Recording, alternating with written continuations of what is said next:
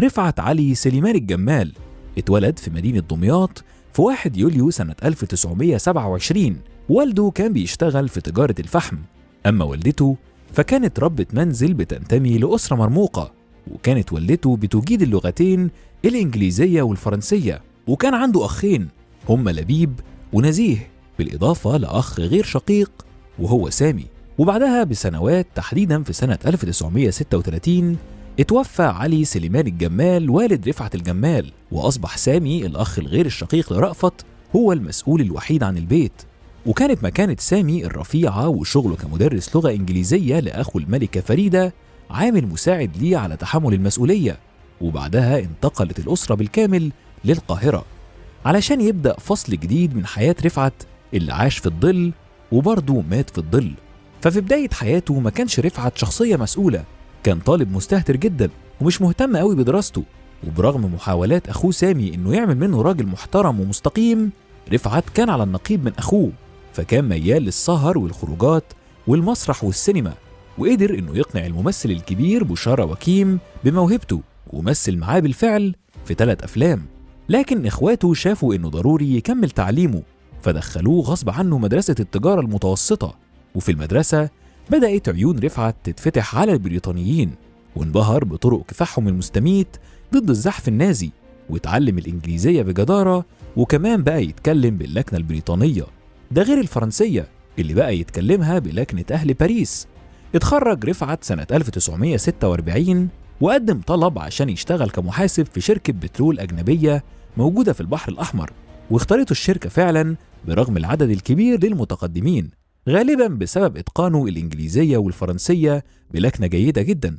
لكنه بعد فترة اتطرد من وظيفته بتهمة اختلاس الأموال، واتنقل بعدها رفعت من شغل لشغل، واشتغل كمساعد حسابات على سفينة الشحن حورس. وبعد أسبوعين من الشغل ساب مصر لأول مرة في حياته على متن السفينة اللي اتنقلت بيه بين المواني، فراح نابولي وجنوة ومارسيليا وبرشلونة وجبل طارق وطنجة.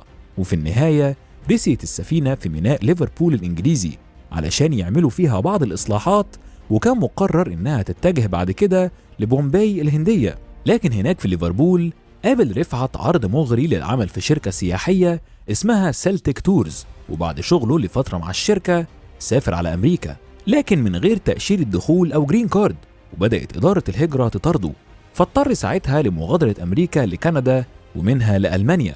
وفي ألمانيا اتهموا القنصل المصري ببيع جواز سفره، ورفض يديله وثيقة سفر بدل الجواز اللي فقده، وألقت الشرطة الألمانية القبض عليه وحبسته، وبعدها تم ترحيله قسرا لمصر. ومع رجوع رفعت لمصر بدون وظيفة أو جواز سفر، مع تقرير سابق عن قبض الشرطة الألمانية عليه وشكوك حوالين اللي عملوه في جواز سفره، كان صعب يلاقي فرصة جديدة، وبقت الصورة قدامه سودة لدرجة محبطة جدا.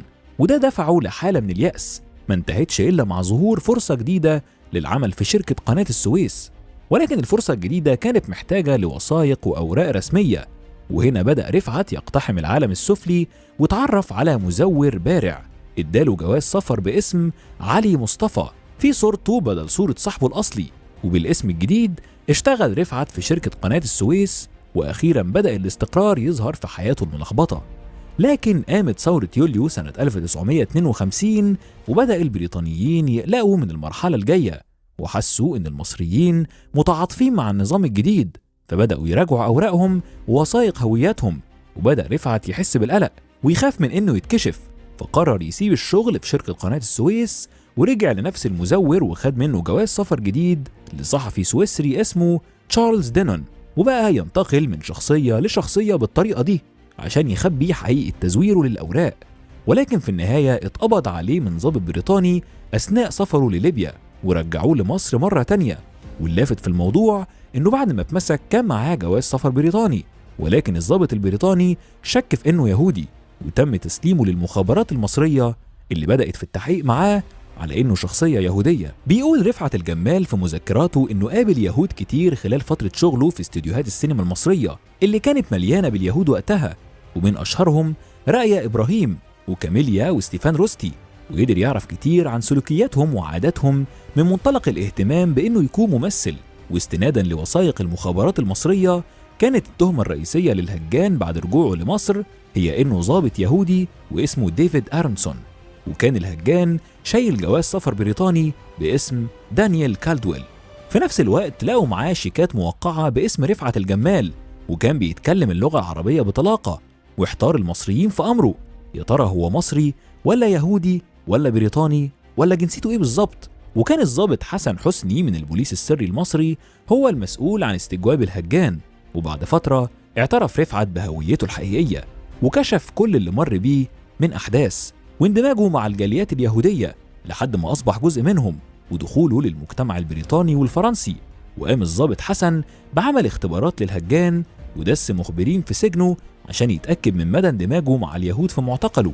وظهر إن اليهود ما قدروش يشكوا ولو للحظة بإنه مش يهودي زيهم.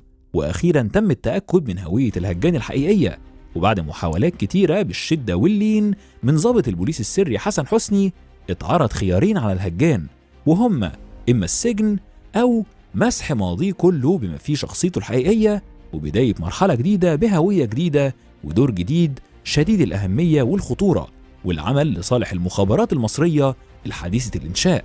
وافق ساعتها الهجان أو رفعت الجمال فوراً، لأنه ما كانش عنده اختيار تاني.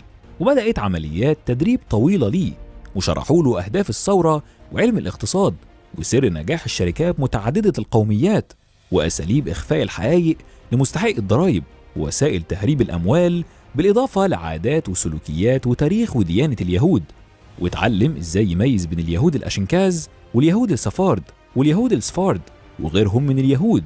وبعدها تم تدريبه على القتال في حالات الاشتباك المتلاحم والكر والفر، والتصوير بكاميرات وآلات تصوير دقيقة جدا، وتحميض الأفلام، وحل شفرات رسائل أجهزة الاستخبارات، والكتابة بالحبر السري. وكمان خد دراسة سريعة عن تشغيل الراديو وفروع وأنماط أجهزة المخابرات والرتب والشارات العسكرية. ده غير إنه تعلم استخدام الأسلحة الصغيرة وصناعة القنابل والقنابل الموقوتة.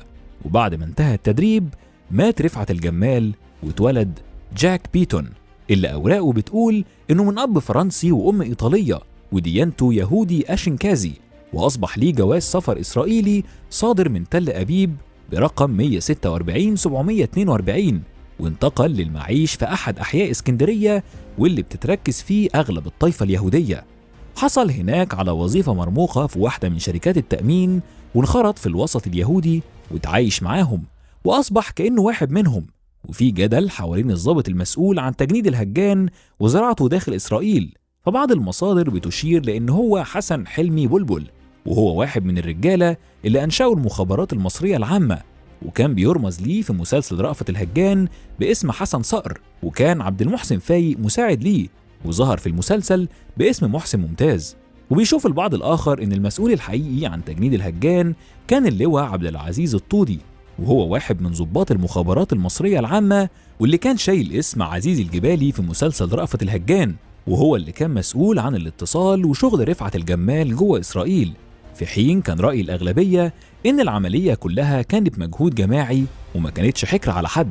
في مذكراته كشف رفعت الجمال إنه انضم أثناء وجوده في اسكندرية للوحدة اليهودية 131 اللي أنشأها الكولونيل اليهودي إبراهام دار،